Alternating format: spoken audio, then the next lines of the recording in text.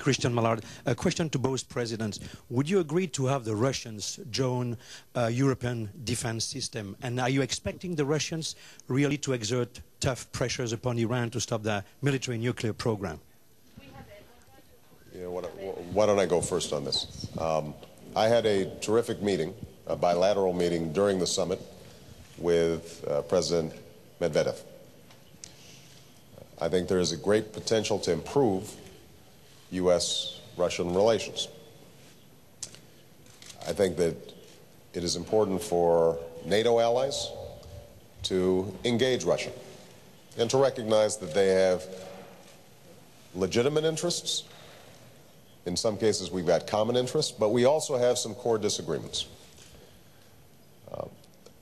I think that we should be in a dialogue with them about how we can maintain stability while respecting the autonomy and independence of all countries in Europe, West, East, Central, wherever they are. I was a critic of the Russian invasion of Georgia. I continue to believe that despite the extraordinary efforts of President Sarkozy to broker a ceasefire, that we have not seen a stabilization of that situation. And I think that we have to send a very clear message to Russia that we want to work with them, but that we can't go back to the old ways of doing business.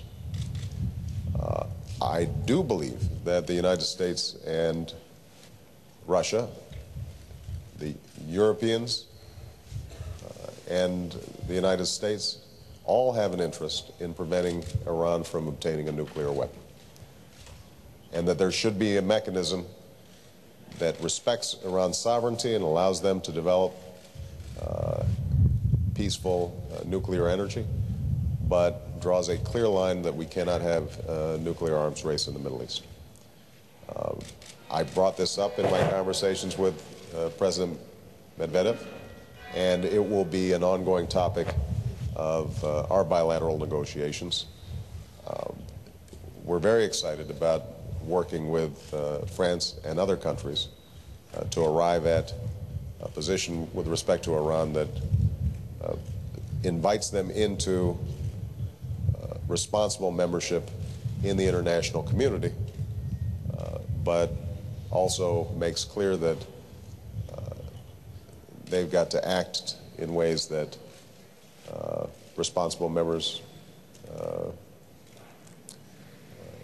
what's expected of them, that they meet those standards. Simply speaking, I've always told President Medvedev that the USSR is finished, that the Berlin Wall has collapsed, and there are now satellite countries surrounding Russia, and he should respect this. At the same time, with the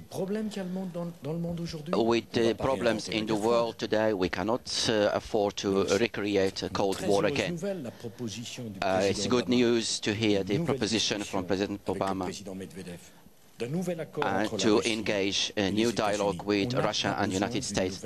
We don't need a new Cold War. We need to come together, unity, and we need that Russia to assume its responsibility, because it's a great country, it's a big country, and to find a solution to the Iranian crisis. Again, I would like to say that France and the United States are on the same line, and they're singing from the same hymn sheet. We are willing to work with anybody who is willing to work with us and to create a security space and a common economy between Russia and Europe. Okay.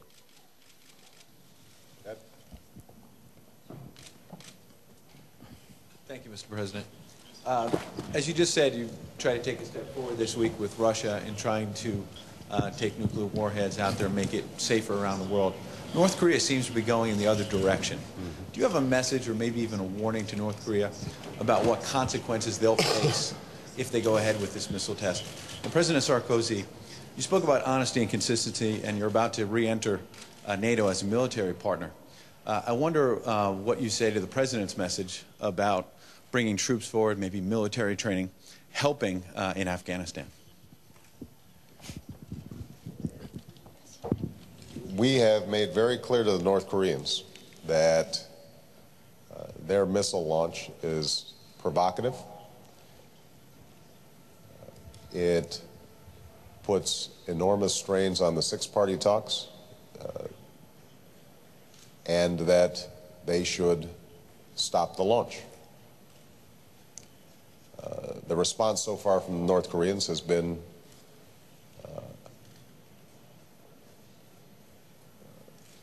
not just unhelpful, but has resorted to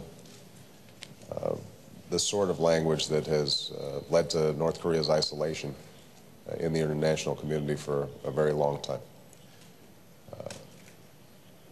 It is not just us that has said that North Korea should not launch.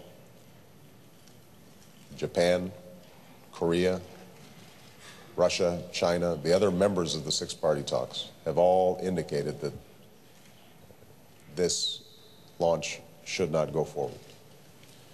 And so, should North Korea decide to take this action, we will work with all interested parties in the international community to take appropriate steps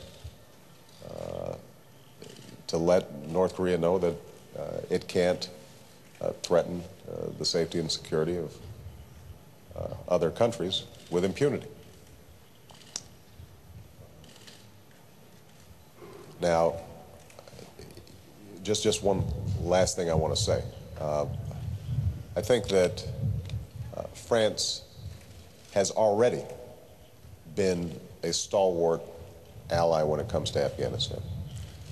So we discussed the possibilities of all the NATO allies re-engaging in a more effective mission in Afghanistan, which is military, diplomatic, deals with the development needs of both Pakistan and India.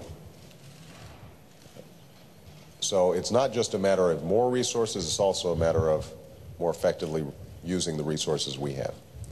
And on this, I think, once again, France and the United States are on the same page. But I just wanted to, before Nicholas answered the question directed at him, I just wanted to publicly thank and praise France once again for its outstanding leadership when it comes to Afghanistan. I've not had to drag France kicking and screaming into Afghanistan because France recognizes that having Al-Qaeda operate safe havens that can be used to launch attacks is a threat not just to the United States but to Europe. In fact, it is probably more likely that Al-Qaeda would be able to launch a serious terrorist attack in Europe than in the United States because of proximity. And so this is not an American mission. This is a NATO mission. This is an international mission. France has always understood that, and for that, I'm very grateful. We completely support the new American strategy in Afghanistan. And I would like to tell the French people that when New York was attacked, that can happen in any capital of a democratic country. It's not New York which was targeted, but it was democracies. Either democracies are united against the fanatics, extremists and terrorists. In that case, we will win. This is what is happening over there. Secondly, we've talked with President Obama that there will not be any military reinforcement because that decision was taken last year. Number three, we are willing to contribute reinforcement in the police, the economy and security to train the Afghan people. We are not waging a war against Afghanistan. We are trying to help Afghanistan to rebuild. We are not supporting a side at the expense of another. We are supporting the right of the young Afghan to have a future. And on these points, it's around the negotiating table. I've listened to President Obama. He listened to my problems, and we try to find solutions. This is what took place. This is what's going to happen in the future. And I would like to say to all the French people who are happy and proud to welcome the President of the United States on our territory, that he will come back again on June the 6th. We will accord him an extraordinary welcome in Normandy, where so many young American people are buried there, and people should recover their confidence. We are conscious of the difficulties, but we know that we should provide global responses and united response. It's a great honor to work with the President of the United States, who is willing to change the world and